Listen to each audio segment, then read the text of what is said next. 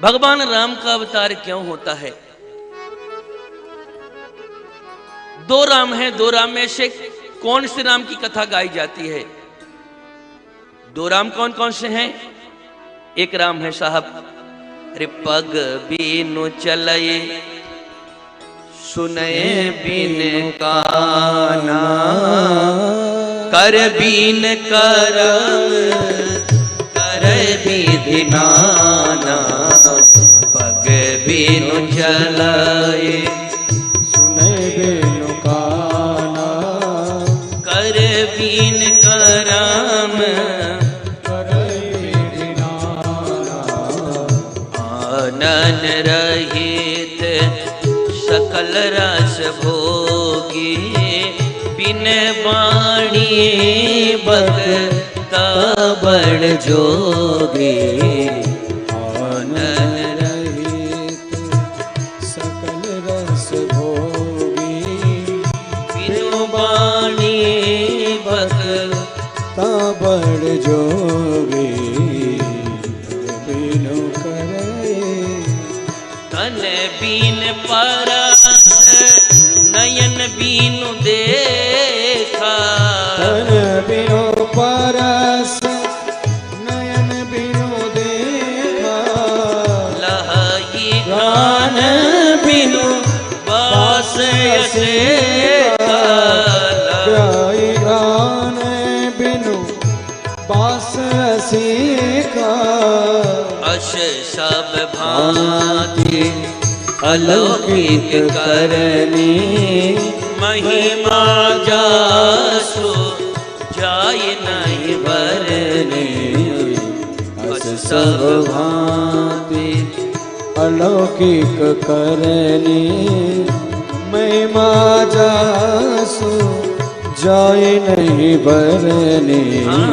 महिमा जासु जाय नहीं बरनी, महिमा जासु महिमा जासु महिमा जासु जाय नहीं बरने। एक तो वह परमात्मा है जिसका कोई आकार प्रकार रूप रंग नहीं है, निर्लीनः आकारा यस्मिन् स निराकारा, जो बिना पैर के चलता है, बिना आंखों के देखता है, बिना कानों के सुनता है, तन नहीं है पर सभी सबका स्पर्श सुख को भोग सकता है, बिना नासिका के सभी सुगंधों को लेता है। एक तो वह परमात्मा है। और दूसरा कौन सा है? दूसरा है दशरथ नंदन रघुनंदन राम, जिन्होंने चक्रवर्ती महाराज के यहां अवतार लेकर के राज बैठी कीन्यो बहुलीला, सकल कहूँ शंकर सुख शीला, राज बैठी। दूसरे वह हैं जो अयोध्या के राज गद्दी पर बैठ करके अनेकानेक काम करके पिता की आज्ञा को मान करके वन को गए। दुष्टात्मा रावण के द्वारा सीता हरी गई तो बानर भालुओं की सेना को लेकर के असंभव को संभव बना दिया, समुद्र में सेतु बांध दिया।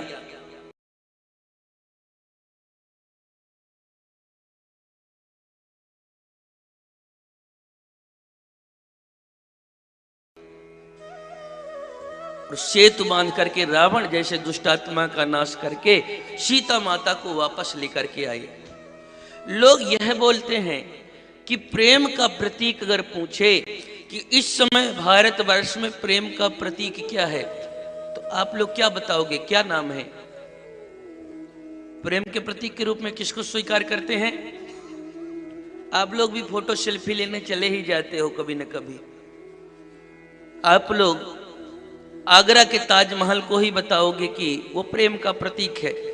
आपकी हमारी गलती नहीं है, क्योंकि हमको आपको इतिहास में पढ़ाया गया है, परंतु आप लोगों ने रामचरित्र को नहीं देखा। शूर्पणखा भगवान राम के रूप सुंदरता पर मोहित होकर के आई। और ऐसा कौन है, जड़ हो चेतन हो, कौन ऐसा है जो भगवान को देख करके मोहित न हो। पर भगवान राम ने एक शब्द में कहा, एक पत्नी व्रतधरो राजर्षि चरिता शुचि। हम एक पत्नी को व्रतधारी हैं, हम सीता को छोड़ करके और किसी को नहीं जानते।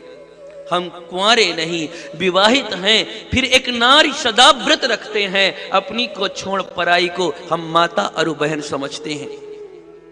तो एक पत्नी व्रतधारी भगवान को, उनके क्लिष्ट कर्म को नहीं देखा लोगों ने। 13 पत्नियां जिनकी हों, उनके प्रेम का प्रतीक कहीं दिखाई पड़ता है। और पढ़ता भी हो तो मैं कोई विवादित बयान देने के लिए नहीं बैठा हूं, मैं सच को सच कहने के लिए बैठा हूं। आप ही बता दो कि ज्यादा मुश्किल काम ताजमहल को बनवाना है।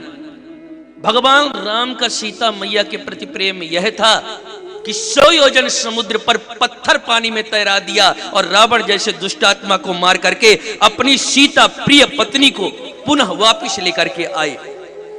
तो ज्यादा मुश्किल काम राम सेतु बनवाना है कि ताजमहल बनवाना है। आप ही बताओ कि प्रेम का प्रतीक अगर सच्चा होना चाहिए तो राम सेतु को बताना चाहिए कि ताजमहल को बताना चाहिए। साहब, जिसका जैसा जुगाड़ जब चला, जिनके हाथ में आया, जैसा इतिहास चाहा वैसे पढ़ा दिया।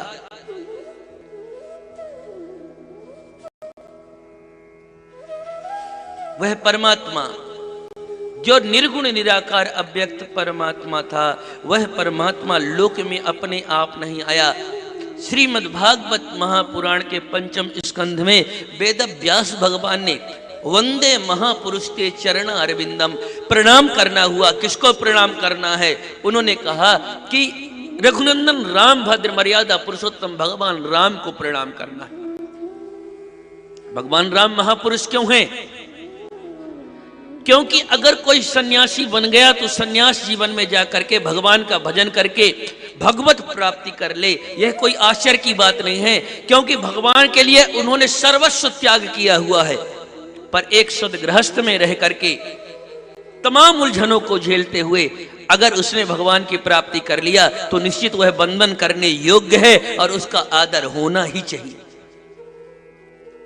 भगवान राम इसलिए महापुरुष हैं कि मर्त्या बतारस्तु ही मर्त शिक्षणम, उन्होंने लोक में इसलिए अवतार लिया हुआ है कि मनुष्य का जीवन कैसे हो, मनुष्य को मनुष्यता का पाठ पढ़ाने के लिए मनुष्य जीवन में रह करके दिखाया कि जीवन में चाहे जितने संघर्ष आए, जितने कष्ट आए, दुख आए, उनको व्यक्ति को सहना चाहिए।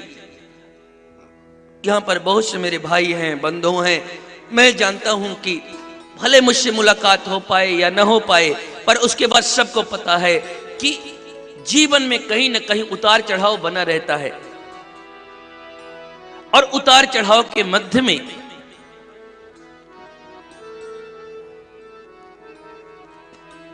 आज हम लोगों की बात हो रही थी, मां ने एक अच्छी बड़ी बात कही कि जिसके जीवन में संघर्ष नहीं आया उसको कुछ होना नहीं है। और यह बात बहुत दिल तक लगी, क्योंकि अगर भगवान राम को जिस समय चक्रवर्ती महाराज दशरथ राजा बना रहे थे उसी समय अगर राजगद्दी दे देते तो भगवान राम फिर राजा राम कभी नहीं बन पाते। फिर अयोध्या के महाराजा धीराज राम तो बन जाते, पर वह राजा राम नहीं बन पाते। पर जब कैकेयी मां की आज्ञा को, चक्रवर्ती दशरथ महाराज की आज्ञा को मान करके राम बन को गए, 14 वर्ष तक उन्होंने अनुभव किया कि मेरे देश में रहने वाले कौन कौन से लोग हैं। जाके पाँव न फटी बेवाई, शोक का जाने पीर पराई, आलीशान महल में रह करके गरीबों के झोपड़ी के दर्द को कोई जान ही नहीं सकता है। अगर भगवान राम को राजा राम बनना है तो उस वन में जाकर के उन वनवासी क्षेत्रों में, उन दलित क्षेत्रों में, शोषित वंचित क्षेत्रों के हर व्यक्ति का दर्द जानना पड़ेगा। और आप सब जानते हैं कि जब भगवान वन को गए और वन से लौट करके आए तो केवल अयोध्या के राजा नहीं रहे, वह जन जन के प्राण प्राण के राम हो गए। दंडकारण्य में रहने वाले ऋषि मुनियों ने कहा, स्वामी आप केवल अयोध्या के राजा नहीं हैं, वयमते भवता रक्ष भवद विषय वासना नगरस्थो वनस्थो वा त्वं नो राजा जनेश्वरः। हम नगर में रहें या वन में रहें, पर आप प्राणी मात्र के, आप जन जन के ईश्वर हैं। आपको छोड़ करके और दूसरा कोई है ही नहीं। त्वं नो राजा जनेश्वरः। तो राजा राम बन गए।